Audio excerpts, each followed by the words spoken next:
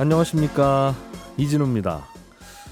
코로나19 동안에 자영업 시장이 직격탄을 맞으면서 폐업도 속출하고 거리에는 빈 점포들이 참 많았죠. 그런데 어찌된 일인지 지난해 기준으로 프랜차이즈 가맹점 숫자는 역대 최대폭으로 또 늘어났다고 합니다. 어려운 상황에서도 창업은 해야 되겠고, 창업을 하려니까 보다 안정적인 프랜차이즈 가맹점을 찾는 수요가 많은 게 아닌가 하는 생각이 드는데, 오늘 공부왕 이종훈 시간에는 이 프랜차이즈 산업이 어떻게 처음 등장했고 또 어떻게 운영되고 있는지 자세하게 좀 들여다보겠습니다. 새해를 앞두고 IT 기업들을 중심으로 근무 방식에 대한 고민과 변화가 꽤 큰 모양입니다. 재택근무를 선택했던 기업들 중에 이제 사무실로 출근하든가 싫으면 퇴사하든가 이런 식으로 방침을 바꾸는 기업들이 늘고 있고요. 또 반대로 원격 근무, 재택 근무를 더 장려하는 곳도 있다는데, 오늘 트렌드 리포트 시간에는 재택 금지와 재택 권장 두 가지 상반된 트렌드에 대해서 살펴보겠습니다. 손에 잡히는 경제 플러스 광고 듣고 시작합니다. 프랜차이즈라는 단어, 우리는 참 이제 익숙하게 쓰는 단어인데, 프랜차이즈는 언제 또 어떤 이유로 생긴 걸까요? 특히 요즘에는 프랜차이즈 가맹점 숫자들이 더 증가하고 있다고 해서 자영업 시장에 뭔가 변화가 있는 게 아닌가 하는 생각도 함께 듭니다. 오늘 공부왕 이종훈 시간에 프랜차이즈에 대해서 자세하게 알아보겠습니다. 어서 오세요. 안녕하세요. 장사가 안 돼서 폐업하는 분들도 많은데, 네. 프랜차이즈 가맹점은 더 늘어났다면 네.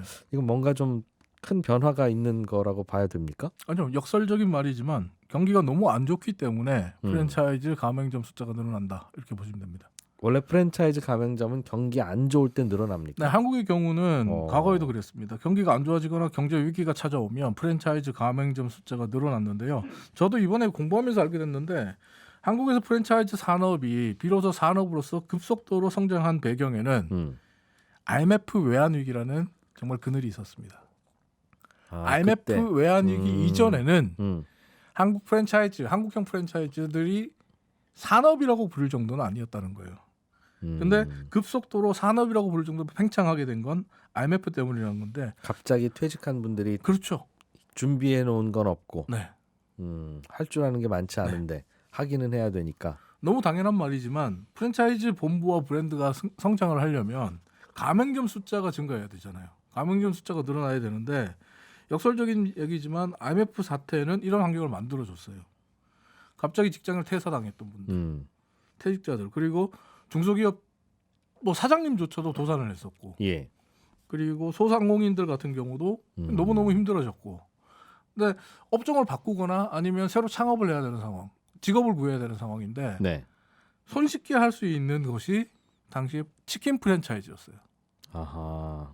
특별한 기술이 없이 그냥 본사에서 주는 매뉴얼대로 닭이랑 재료 다 받아서 예. 튀겨서 배달만 하면 됐기 때문에, 그러면서 치킨 프랜차이즈들을 비롯해서 소위 토종 프랜차이즈 브랜드들이 급성장하게 됐는데, 코로나 팬데믹으로 모두가 힘들었던 2021년 역시 마찬가지였죠. 아, 그렇군요. 모두가 힘드니까.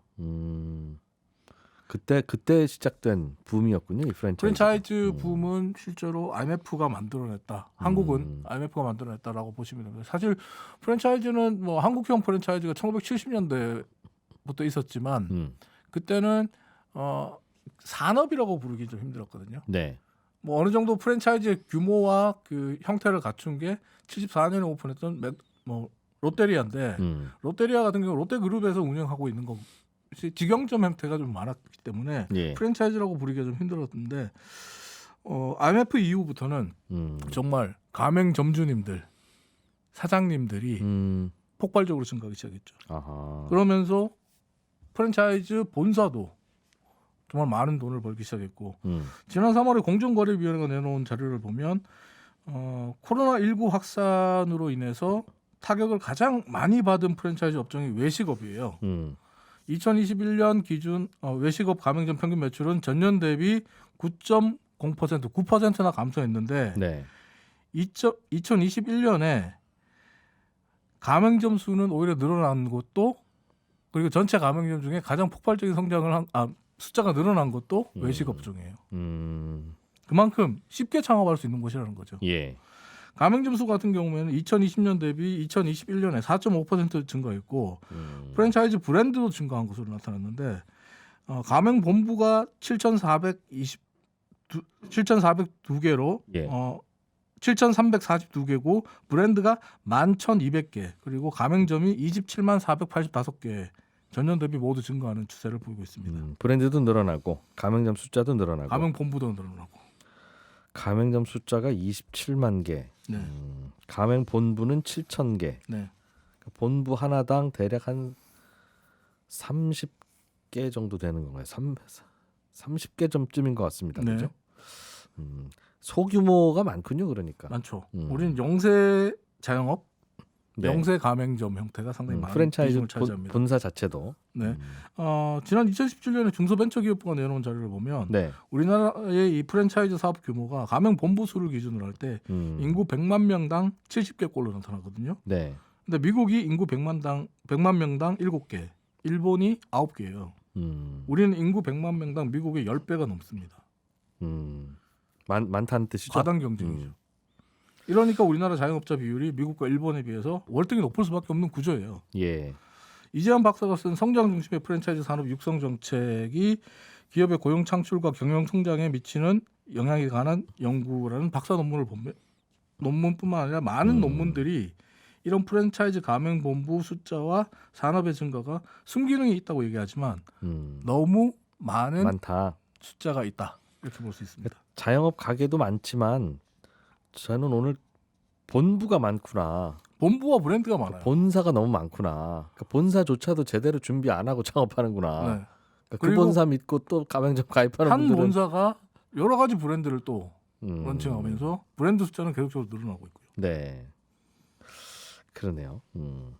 다만 그러나 또 이것저것 비판하자면 많습니다만 이런 거 아니면 대안이 없고 그래도 빨리 음식점 창업 그래도 실수 덜하고 그나마 안전하게 할 수 있는 건 이거밖에 없잖아요. 그게 앞서 말씀드린 순기능이에요. 프랜차이즈의 순기능. 그러니까 프랜차이즈의 가맹본부와 가맹점은 경기 침체나 경제 위기 상황이 됐을 때 그 수가 더욱더 증가하는 성향을 보이기 때문에 네. 오히려 경기 침체기에 고용 증가에 기여한다. 예. 그리고 고용의 불안정성을 흡수하는 범퍼로서 역할을 해준다. 이게 이제 순기능이라고 볼 수 있는데 하지만 우리 같은 경우에 프랜차이즈 업종의 75% 이상이 외식업에 지나치게 편중돼 있기 때문에 네. 가맹본부와 가맹점 모두 가당 경쟁을 해야 되고 영세성을 벗어나지 못하는 약점이 있어요. 또 적은 돈으로 창업할 수 있는 즉 자본력이 취약한 생활 밀착형 업종들 치킨집이라든지 작은 식당이라든지 이런 것들이 대부분을 차지하다 보니까 포화 시장에서 영세 업체들끼리 서로 싸우는 형태. 네. 생존이 급급한 거죠. 그러다 보니까 뭐 글로벌 프랜차이즈인 뭐 외식 업체인 맥도날드라든지 버거킹 같은 그런 회사들과 같은 이 제품 차별화나 서비스 개선을 통한 경쟁력 확보 등은 꿈도 꿀 수 없는 그런 상황인 거죠. 그렇군요. 이 우리나라의 프랜차이즈 사업이 처음 등장한 것도 한참 올라갈 것 같기는 한데 외환위기 때 많이 늘어났다고 하셨고 우리나라에 처음 등장한 건 70년대 초반에 림스 치킨. 림스 치킨이라고 예. 하셨어요? 림스 치킨이 지금도 있긴 있어요. 림스 예. 치킨이 우리나라 최초의 프랜차이즈 회사입니다. 그래서 프랜차이즈 사업을 진행했다. 그런데 이 림스 치킨 같은 경우에 단골 손님들이 이 집 치킨 너무 맛있다. 네. 이 집 파우더 반죽을 비법을 좀 가르쳐 달라. 그러면서 이제 창업을 하고 창업을 하니까 림스 치킨 맛이랑 똑같으니까 림스 치킨 간판 달아도 돼요? 해서 프랜차이즈 사업이 된 거예요. 일종의 전수 창업 같은. 네. 다른 나라에서는 언제 시작됐습니까? 이 프랜차이즈라고 하는 모델이. 학계에서는 프랜차이즈 사업의 개념이 처음 등장한 게 1860년대 미국이다 이렇게 이야기를 하고 있습니다. 네. 이 당시에 재봉틀을 만들어 팔던 싱어 재봉틀 회사가 있었는데 싱어 재봉틀 회사가 미국 전역에 재봉틀을 팔려 다니는 건 너무 강한 대륙이잖아요. 네. 그리고 그때 뭐 교통 환경도 썩 좋지 못했으니까 그래서 독점 대리인이라는 개념을 만들기 시작했습니다. 독점 대리인이라는 개념을 만들어서 지역별로 한 명의 독점 대리인을 만들고 네. 이 사람이 싱어 재봉틀을 독점적으로 판매할 수 있는 권리를 주는 거죠. 일정한 그 로열티를 받고. 그러니까 지금으로 치면 딜러, 시작이었고. 대리점 예. 개념이죠. 근데 하지만 이번에 공부를 해보니까 야 미국 아니야. 우리가 먼저야라고 주장하는 나라가 두 군데 더 있더라고요. 어디예요? 프랑스, 캐나다. 프랑스는 원래 프랜차이즈라는 단어 자체가 자유를 뜻하는 프랑슈에서 나왔다. 당연히 그러니까 우리 거다. 네. 우리가 시초다, 원조다라고 얘기를 하는데 이 프랑스 같은 경우는 이 중세 시대의 프랑스 국왕이나 각 지역의 영주들이 돈을 낸 사람들에게 한해서 특정한 날에 특정 장소에 시장을 열고 장사를 할 수 있게 해줬다 그래요. 네. 이게 이제 프랑스 내에서는 프랜차이즈의 시초다라고 주장을 하는데 학계에서는 그다지 인정해주지 않는 분위기입니다. 좀 다른 구조인 것 네. 같고요. 하지만 캐나다 같은 경우는 조금 다른데 캐나다는 1890년대에 캐나다의 이제 하녀 출신인 마사 마틸다 하퍼라는 인물이 머리를 잘 잘랐대요. 네. 미용실을 자기가 열었는데 하녀 출신이다 보니까 자기 지인 중에 하녀들이 많잖아요. 네. 자신과 처지가 비슷한 하녀들을 도와주기 위해서 하녀들을 모아서 미용 기술도 가르쳐주고 다른 곳에 가서 미용실을 열 수 있도록 도와줬다 그럽니다. 그러면서 일종의 미용실 네트워크를 운영했다 그러는데 네. 시기적으로 보면 이 1860년대에 독점 대리인 제도를 운영했던 싱어 재봉틀 회사보다 한 30년 가까이 늦게 탄생했지만 지금 우리가 보는 프랜차이즈 개념과 가장 유사하다라고 볼 수 있는 개념이라 일부에서는 마사 마틸다 하퍼의 미용실 네트워크가 프랜차이즈의 시초다 이렇게 주장하기도 합니다. 이게 약 한 130년쯤 전이네요. 그러니까. 그러네요. 미용실이 요즘도 이렇게 요즘 미용실 네트워크 있잖아요. 미용실 같은 브랜드로 네. 똑같이 장사를 여기저기서 할 수 있도록 노하우를 알려주는 거. 네. 그렇군요. 또 제가 보기에는 그래도 야 저건 정말 제대로 성장했네라고 하는 브랜드는 아무래도 맥도날드 뭐 이런 거 아닐까 싶은데. 그러니까 진정한 의미의 프랜차이즈. 프랜차이즈를 하나의 산업으로 만들었다는 데는 맥도날드가 시초다라는데 아무도 이견을 달지 못합니다. 예. 특히 레이 크록. 맥도날드를 창업자죠? 지금, 예. 맥도날드의 창업자라기보다는 맥도날드 프랜차이즈의 창업자죠. 맥도날드라는 식당은 원래 딕 맥도날드와 맥 맥도날드 형제들이 하고 있는 걸 식당이었으니까 인수해서 프랜차이즈로 키운. 그렇죠. 그러니까 LA의 작은 햄버거 가게에 1954년 레이 크록이 현대적 의미의 프랜차이즈 사업, 즉 가맹비를 내고 본사가 정한 규범대로 모든 제품을 만들고 본사와 똑같은 가게 간판과 재료를 공급받는 새로운 사업 아이디어를 제시를 했고 이걸로 이제 맥도날드는 그냥 단순히 맛있는 햄버거와 밀크쉐이크를 팔던 식당에서 작은 식당에서 글로벌 기업으로까지 성장하게 됐는데 네. 이 초창기 맥도날드 형제는 이 레이 크록의 프랜차이즈 사업 아이디어에 대해서 별로 탐탁지 않아 했다 그래요. 심지어 맥도날드의 첫 번째 가맹점주가 우리 식당의 이름은 당연히 맥도날드겠죠? 라고 이야기를 했을 때 프랜차이즈니까. 예, 맥도날드 형제가 그랬답니다. 아니 왜요? 당신 이름이 맥도날드도 아닌데 당신 이름으로 해요. 라고 했다는 거예요. 우리가 비법 다 가르쳐 줄게요. 재료도 해주고. 프랜차이즈에 대해서 굉장히 무지했던 거예요. 심지어 어떤 가맹점주들은 이 맥도날드 형제가 프랜차이즈에 대해서 무지하다는 걸 이용해서 맥도날드의 이제 둥근 M자 아치 있잖아요. 네. 이게 마음에 안 든다고 뾰족한 M자 아치로 바꿔도 아무런 이의 제기를 하지 않았다 그럽니다. 하지만 어쨌든 맥도날드는 프랜차이즈 사업을 도입하고 성공 가도를 달립니다. 맥도날드의 이런 확장과 성장을 본 다른 소위 미국의 맛집 가게들, 즉 던킨 도너츠, 버거킹, 피자 같은 다른 유명 가게들도 너도 나도 맥도날드의 사업 방식을 따라하면서 프랜차이즈 사업이 1950년대에 열풍이 되기 시작합니다. 그리고 1970년대 들어서 가맹점 사장님 수만, 미국인 가맹점 사장님 숫자만 67만 명이 넘어서는 등 거의 프랜차이즈 사업이 정점에 달하게 되는데 우리가 보는 지금의 프랜차이즈라는 산업은 미국의 패스트푸드 산업이 주도했고 만들어낸 사업이다. 이렇게 보시면 됩니다. 햄버거. 우리나라는 이 가맹점 프랜차이즈 사업이 시작된 다음부터 거의 뭐 본사의 갑질 뭐 이런 이야기로 논란이 있었죠. 그러니까 IMF 이전에는 이런 논란이 없었어요. IMF 이후부터는 너도 나도 프랜차이즈 사업에 뛰어들고 또 가맹점 숫자가 폭발적으로 증가하면서 소위 본사의 갑질 논란부터 해서 가맹본부의 폭리 등 여러 가지 문제점을 양산하게 됐는데 미국도 똑같았어요. 미국도 1970년대 규모가 커지면서 곳곳에서 문제점이 드러났고 이상한 프랜차이즈 회사들이 정말 많이 등장을 했습니다. 미국에서도. 네. 그러니까 그 본사 자체가 프랜차이즈 가맹점주들이 잘 되는 거에 관심이 있는 게 아니라 점포를 확장하는 거, 신규 가맹 계약을 맺는 데만 혈안이 돼 있었어요. 거기서 돈이 나오니까 그러겠죠. 네, 그렇죠. 초기 가맹비로 우리가 그냥 프랜차이즈 본사를 운영할 수 있다라고 생각하니까 그러면 가맹점주들은 뒷전이 돼버리잖아요. 네.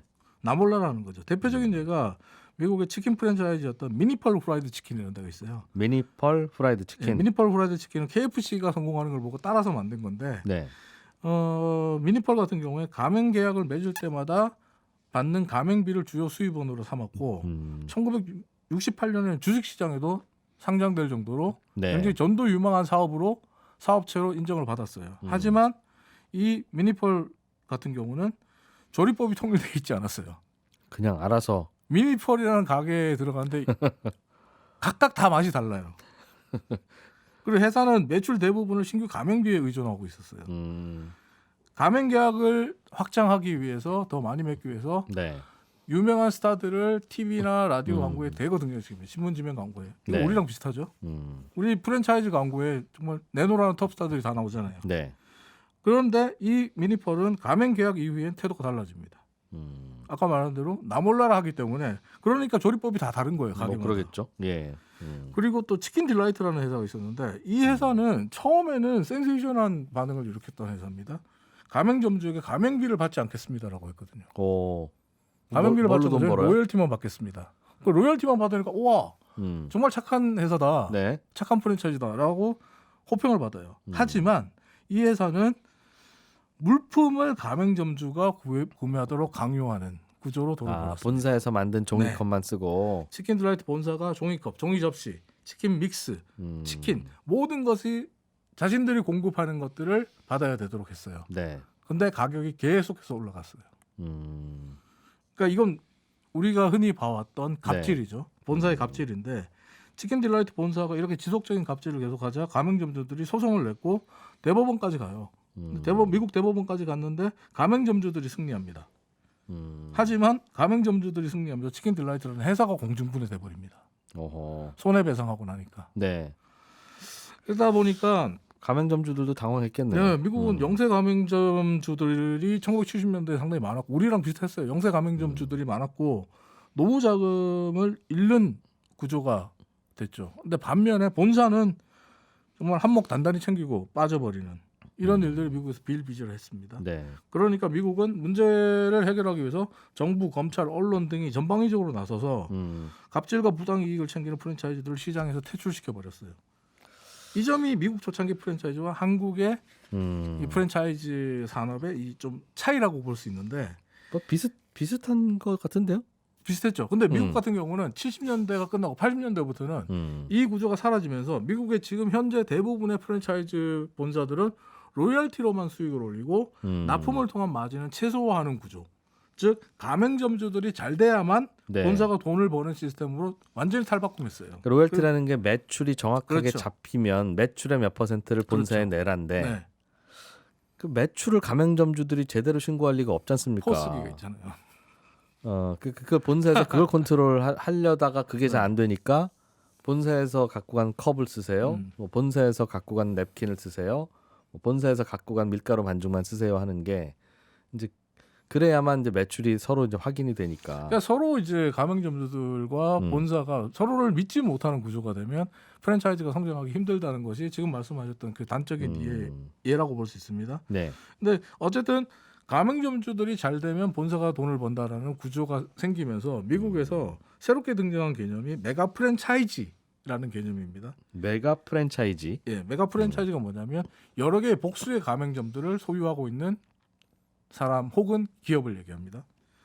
대표적인 게 미국의 플린 레스토랑 그룹인데 이 플린 레스토랑 그룹 같은 경우는 피자헛과 웬디스의 모회사였던 NPC 인터내셔널이 파산하니까 여러 식당 브랜드들을 다 같이 운영하는 예. 본사. 가맹점만 운영하는 거예요. 그러니까 프랜차이즈 가맹점만 운영하는데 이 NPC 인터내셔널이 갖고 있던 가맹점 1,131개를 통째로 인수해버린 거예요. 그러니까 본사를 안 하고 예. 가맹점만 여러 개 한다. 가맹점만 가지고 기업을 하는 거예요. 그게 기업으로 크는군요. 보통 그런 거 여러 개 하는 그 사업하시는 분들은 있는데 본사를 뭐 사버릴 정도니까. 그러니까 이 플린 레스토랑 그룹 같은 경우 현재 미국에서 2,355개의 매장을 운영하거든요. 세계 최대 가맹점 주라고 볼 수 있죠. 예. 근데 이게 가능한 게 가맹점이 돈을 벌 수 있는 구조기 때문에 가능한 거예요.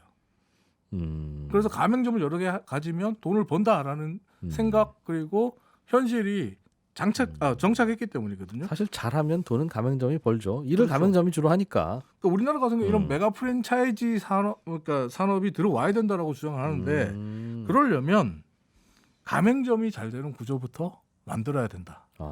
가맹점이 잘 되는 구조를 만들면 프랜차이즈 산업도 성장하지만 소위 말하는 새로운 메가 프랜지 산업이라는 또 하나의 새로운 산업이 탄생할 수 있다. 메가 프랜차이즈.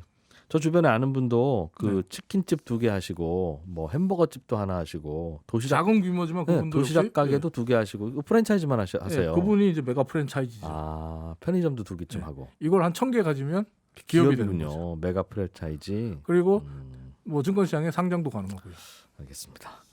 공부왕 이종훈 작가와 함께 프랜차이즈 산업 또 들여다봤습니다. 고맙습니다. 감사합니다. 전 잠시 후 2부에서 찾아뵙겠습니다. 코로나가 갑자기 확산되면서 IT 기업들을 중심으로 꼭 IT 기업들이 아니더라도 어쩔 수 없이 재택근무를 하게 되는 경우가 많았죠. 그런데 이제 다시 출퇴근이 가능한 상황이 오고 나니까 어떤 기업들은 다시 출퇴근, 또 어떤 기업들은 재택근무가 생각보다 좋네라는 두 가지 반응으로 나타나고 있는 것 같습니다. 오늘 트렌드 리포트 시간에는 재택 금지냐 재택 권장이냐, 최근 기업들의 근무 트렌드에 대한 고민 함께 들여다보겠습니다. 미래사회 IT연구소의 김덕진 소장님 나오셨습니다. 어서 오세요. 네, 안녕하세요. 반갑습니다. 김덕진입니다. 김 소장님은 개인적으로 되게 어려우신 질문 또 하시려고. 바로 물어봅시다. 네. 본인이 사장이면 네. 재택근무를 권장하겠어요? 아니면 무슨 소리야 사무실 출근이지 쪽입니까? 제가 지금 한 8년 정도 뭐 대표도 하고 이것저것 하는데 저희는 아이러니하게 코로나 전에 재택근무를 했어요. 오히려 코로나 때 재택을 없애고 현장으로 바꿨습니다.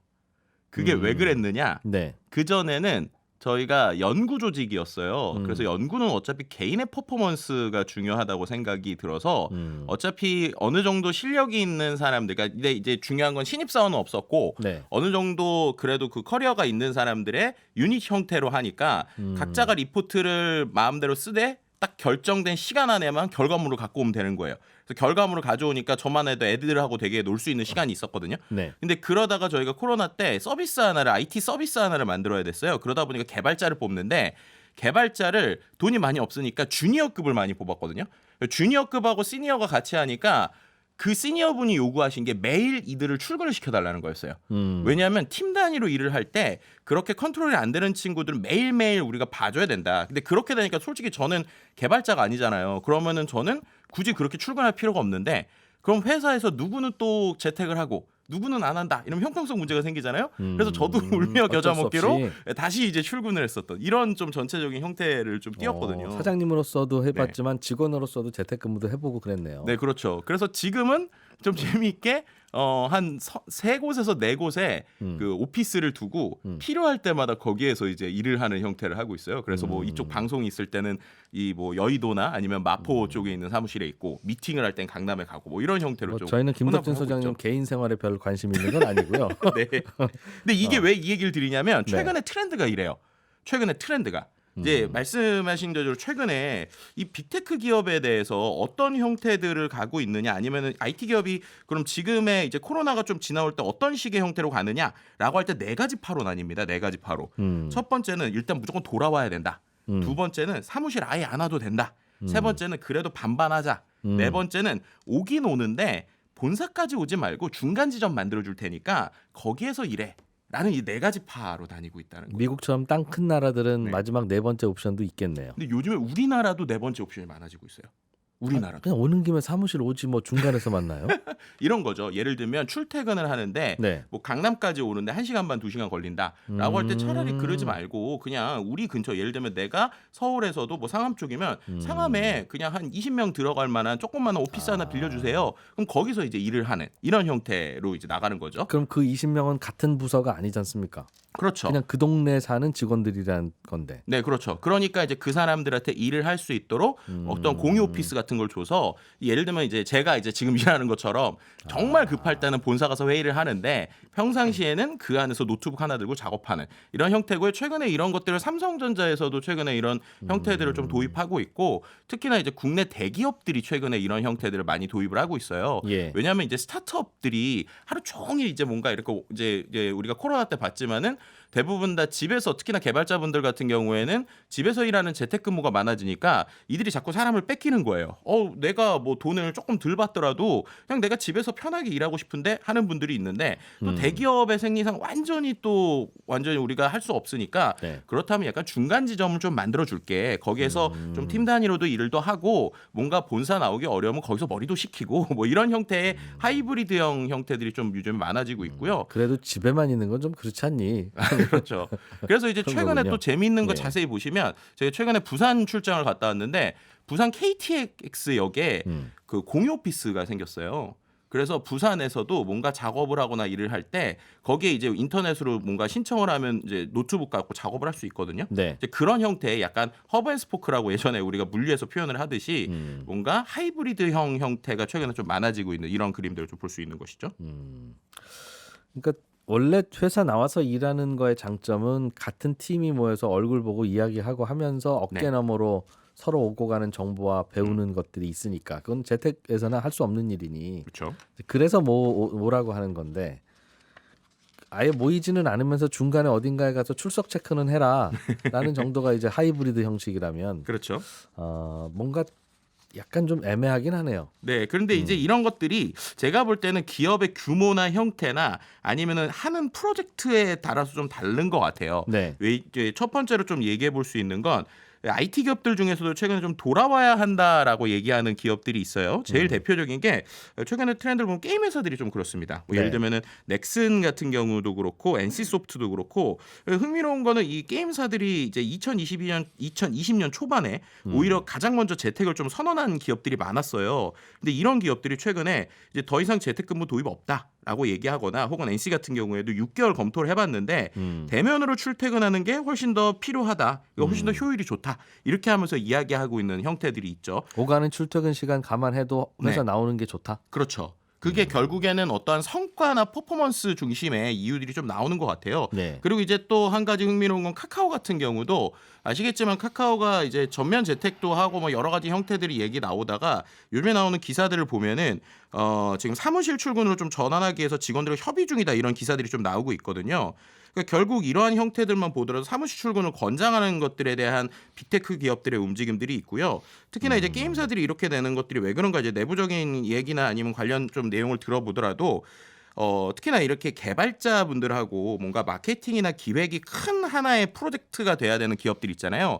예를 들면 게임사 같은 경우는 하나의 프로젝트의 금액이 워낙 크잖아요. 뭐 수조원 내고 하나의 게임이 네. 잘 되면 성과가 올라가기도 하고 내려가기도 하고 그런 데서 이 안에서 보이지 않는 역차별이 좀 기간이 길어지니까 생긴다라는 이야기가 좀 있더라고요. 보이지 않는 역차별이 뭡니까? 예를 들면은 개발자분들 같은 경우에는 내가 하루 종일 어차피 원격으로 일을 해도 되니까 그렇게 일을 하는데 뭐 예를 들면 마케팅이나 사업 부서 같은 경우는 사람을 만나야 되잖아요. 회의 자주 해야죠. 네, 그렇죠. 그러다 예. 보니까는 이제 이분들은 계속 출근을 하고 그리고 한쪽에선 개발자분들은 출근을 안 하고 이게 뭐 짧은 기간이면 상관이 없는데 같은 회사 직원인데 어떻게 이렇게 근무 환경이 다를 수 있냐? 그렇죠. 2, 3년이 지나가니까 이런 거에 대한 좀 이슈도 나오고 있고요. 회사 나오는 분들이 싫어한다는 거죠. 네, 그렇죠. 나도 재택근무 시켜줘. 네, 이런 것들이 또 하나 있고 또 두 번째는 이제 게임 같은 경우에는 정말로 한 번에 버그가 날 경우에 그 소비자들이 바로바로 빠지는 정도가 아주 예민하잖아요. 근데 그럴 때 정말 빠른 결정. 그러니까 아무리 원격이나 이런 것이 잘 돼 있더라도 뭔가 1, 2초나 뭔가 1, 2분 안에 모여서 뭔가를 해결해야 될 때 이제 반응이 느리다는 거예요. 이제 그런 부분에서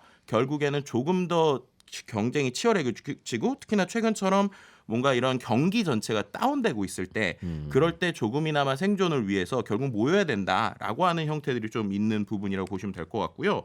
그리고 또 최근에 이제 하이브리드형도 좀 재미있어요. 네이버나 뭐 NHN 같은 경우가 선택하는 건데 이제 그 직원들한테 고르게 하는 거예요. 예를 들면 너 일주일에 3번은 이제 회사 나오고 2번은 집에서 하는 형태 할래? 아니면 주 5일 내내 집에서 할래? 골라라고 하는 거예요. 그 대신에 네가 만약에 사무실에 오면 올 때는 뭐 식사도 다 주고 어떤 휴식이나 여러 가지 복지를 잘 해주고 사무실도 아주 잘 만들어 놓고 그렇게 하고 아니면은 너가 원격으로 하면요 원격으로 작업을 해. 그렇게 이제 선택을 주는 거죠. 회사 입장에서는 사무실 나와줬으면 좋겠나 봐요. 그런 식으로 제안하는 거 보니까. 아무래도 좀 그러지 않을까 싶어요. 그리고 실제로 제가 뭐 네이버 사무실도 가봤는데 꽤 새로 지어서 멋있고 막 로봇도 돌아다니고. 아니 그러면 나오라고 하면 되지 않습니까? 그러니까 이런 그걸 뭘 협의를 합니까? 그러니까 이게 결국에는 이 모든 근원지는 결국 어떻게 보면은 이 근퇴 혹은 이제 사람을 뽑을 때 이 주도권이 누구에게 있느냐의 싸움인 것 같아요. 결국 개발자분들 중에 최근에 이런 IT 기업들은 한두 명의 개발자, 스타 개발자 같은 사람들이 실제로 프로젝트를 주도하거나 움직이는 경우들이 상당히 많거든요. 그건 이해가 돼요. 그러니까 저는 네. 직원 입장에서는 재택근무하고 싶은 게 이해가 되고 네네. 회사 경영자 입장에서는 다 출근시키는 걸 원하는 게 이해가 돼요. 네. 이제 그러니까 당연히 말씀하신 대로 그 서로 누가 힘의 우위에 있느냐에 따라서 네. 자기의 이제 목소리가 관철은 되겠죠. 그런데 그냥 궁금한 건 저는 안 해봐서 재택근무라고 하는 건 그럼 사무실 와서 일하는 것보다는 비효율적인 거냐? 결국 퍼포먼스를 내는 거에 대한 기준, 만족도야 당연히 재택근무가 좋겠죠. 그러니까 그것도 이제 제가 볼 때는 퍼포먼스에서도 예. 사람의 성향이나 근무의 타입에 따라 다른 것 같아요. 예를 들면 아까 제가 계속 개발자분들 얘기를 하는 이유가 뭐냐면 그분들의 일하는 스타일이나 아니면 상향을 보면 뭔가 시간에 맞춰서 딱딱 우리가 9 to 6를 한다고 되는 일보다는 네. 어떤 집중을 해서 퍼포먼스를 내서 내가 뭔가 좋은 아이디어가 났을 때 쭉 되거나 약간 우리가 작가분들 생각하시면 돼요. 글을 네. 쓰는 작가분들이 상당히 루틴하게 일을 하시는 분들도 있지만 어떤 내가 아이디어가 딱 들었을 때 아주 빠르게 속도를 내거나 집중해서 예를 들면 하루에 몇 시간 몰입하는 경우들이 있잖아요. 실제로 제가 최근에 이제 많은 개발자분들을 좀 만나봤을 때 이런 얘기를 들었어요. 어떤 얘기를 들었냐면 자기가 집에서 일을 할 때는 상당히 안정적으로 어떤 뭐 예를 들면 키보드부터 해서 자기가 원하는 세팅을 다 해서 하니까 잘 되는데 뭔가 나와서 일을 할 때는 뭐가 그럼 자꾸 없죠. 네, 뭐 그런 게 있고 그다음에 제가 이런 얘기까지 들은 게 자꾸 대표님 눈치가 보인대요. 예, 예를 들면은 한 40-50명 정도 되는 스타트업의 개발자분들이 모여 있는데 네. 자기가 개발 막 집중하고 있는데 막 대표님이 옆에서 전화 받거나 뭔가 승질이 나거나 뭔가 이렇게 하는 게 자기가 개발을 하고 있다가 그게 끊긴다는 거예요.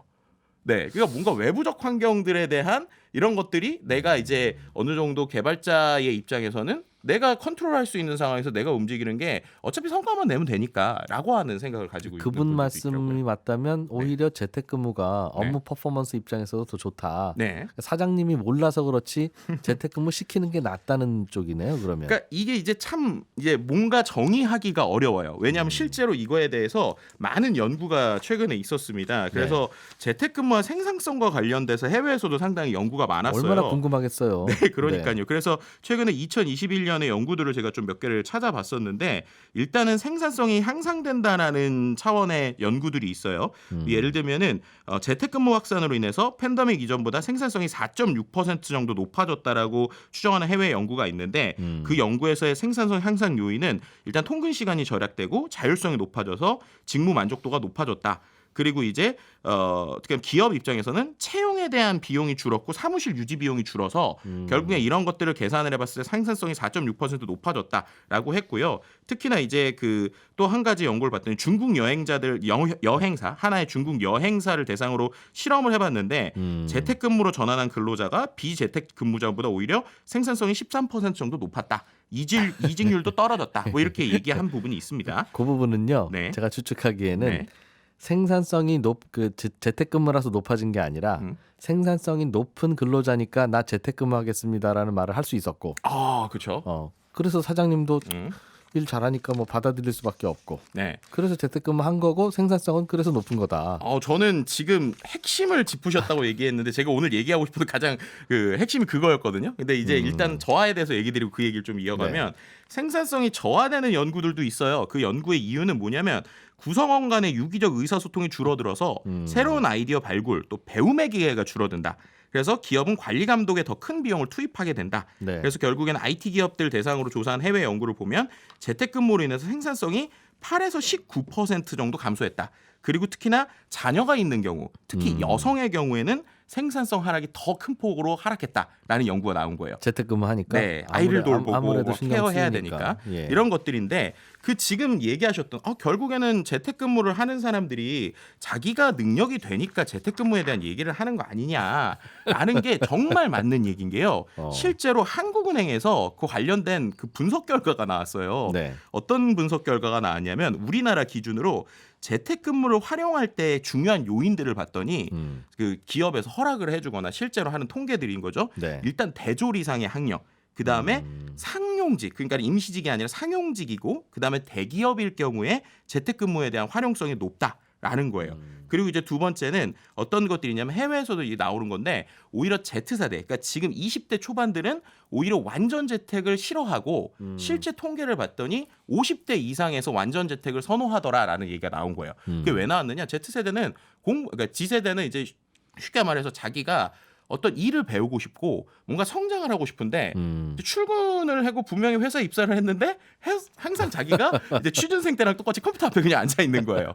그리고 혼자서 일을 해야 되는데 개발을 하는데 누군가가 도움을 줄 수도 없고 막 이런 것들이 있다 보니까 오히려 취준생들이 오히려 이렇게 신입사원 입장에서는 상당히 불만인데 이미 자기가 어느 정도의 실력을 갖추고 있고 내가 어느 정도의 프로젝트를 관리할 수 있는 뭐 나이로 치면 지금 한 30대 중반에서 40대 초반 이런 분들 같은 경우에는 개발자분들이 나는 그럼 내가 퍼포먼스 낼 수 있으니까 충분히 좋은데? 라고 하면서 만족도가 상당히 높다는 거죠. 그래서 이런 부분들이 확실히 좀 있고요. 그래서 좀 거시적으로 볼 때 과연 이 그 재택근무라는 게 전체적으로 퍼지는 것이 과연 형평성에 좋을까라고 하면은 저는 오히려 장기적으로 할 때 저는 초반에는 되게 재택근무에 대한 찬성주의였거든요. 근데 요즘에 좀 형평성으로 볼 때는 그렇게 막 건강하지는 못한 것 같다라는 생각이 개인적으로 좀 들어요. 점점 보수화되시는 겁니다. 김덕진 소장님. 그게 아니고요. 왜냐하면 실제로 우리 사회의 재택근무가 뭐 20% 30%만 돼도 정말 많다라고 할 텐데 대한민국 기준으로 2012년에요. 전체 사업자 대비 그 재택근무가 0.3%였거든요. 근데 그게 코로나 때 2021년 기준이긴 하지만 많이 늘어서 4.2%예요. 그럼 2022년에도 많이 늘었다고 쳐도 10%가 안 되거든요. 그럼 결국 그 10%가 안 되는 사람들의 어떠한 근무 행태를 모두가 워너비처럼 바라보고 나도 저렇게 되고 싶은데라고 하지만 그렇게 안 될 때 되는 괴리감들이 있을 거잖아요. 근데 그런 부분들이 좀 장기화가 되니까 좀 나오지 않나라는 생각이 좀 드는 것 같습니다. 재택근무를 할까 말까 고민하는 회사도 소수다. 그렇죠. 그런 얘기죠. 네, 맞습니다. 다들은 그냥 출근이고. 네. 그리고 이게 이제 이러다 보니까 특히나 이제 임직원하고 원격 근무를 바라보는 시선이 좀 달라져요. 그래서 이게 우리나라만의 문제는 아닌 것 같아요. 분명히 전 세계적으로 보더라도 네. 이런 문제들이 계속 나오니까 실제로 마이크로소프트 같은 경우에는 계속 이런 그 원격 근무와 관련된 연구들을 하고 리포트를 내고도 있거든요. 네. 근데 2022년 리포트 제목이 아주 재밌습니다. 뭐라고 돼 있냐면 하이브리드 근무도 근무잖아요. 우리가 잘못하고 있나요? 그게 리포트의 제목이에요. 그게 왜 그러냐면 이 대표와 그리고 직원들 그리고 직원의 나이에 따라서도 이 그 원격 근무 혹은 하이브리드 근무를 보는 시선이 다 다르다는 거예요. 그래서 이 다 다른 경우에 과연 이걸 어떻게 해야 되는가에 대한 이야기들이 좀 나오다 보니까 이런 것들에 대한 좀 고민들이 늘어나고 있다라고 볼 수 있을 것 같습니다. 그렇군요. 어떤 분은 이런 얘기도 하시더군요. 그러니까 원격 근무가 굉장히 효율적일 수 있다. 각자 시간도 활용하고 각자 몰두할 수 있는 환경도 각자 정할 수 있으니까. 네. 문제는 퍼포먼스가 나쁠 때 바로 해고할 수 있는 그런 시스템이 갖춰진 곳에서는 원격 근무가 이제 본인 책임으로 하는 거니까 그렇죠. 가능한데 그게 아닌 곳에서는 특히 이제 우리나라는 고용의 안정성이 좀 높은 편이니까 네. 우리나라는 안 어울리는 것 같아요 하는 말씀 하시는 분도 있더군요. 그거에 저도 어느 정도 동의를 하는 게 예를 들면은 미국에서는 아까 이제 말씀드렸던 이런 것들은 대부분 다 2020년 중반까지 얘기고 요즘에 경기 확 나빠지니까 그냥 와 안 오면 자를 거야 이랬더니 사람들이 오는 거예요. 안 잘려야 되니까. 근데 우리나라에서는 여전히 오히려 대기업들이 이러한 것들에 대해서 그래도 우리가 더 뺏기기 전에 유지해야 돼라는 게 있어서 우리나라도 내년 초 중순이 됐을 때 경기의 흐름에 따라서 이런 트렌드들이 또 급하게 바뀌지 않을까 뭐 이렇게 예측해 볼 수도 있을 것 같습니다. 재미있기도 하고 또 뜨겁기도 한 재택근무에 대한 논란과 트렌드 잘 들었습니다.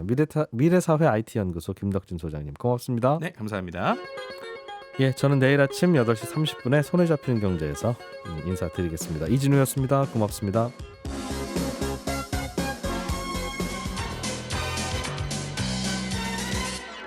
더 깊고 더 재미있는 경제 이야기. 이진우의 손에 잡히는 경제 플러스.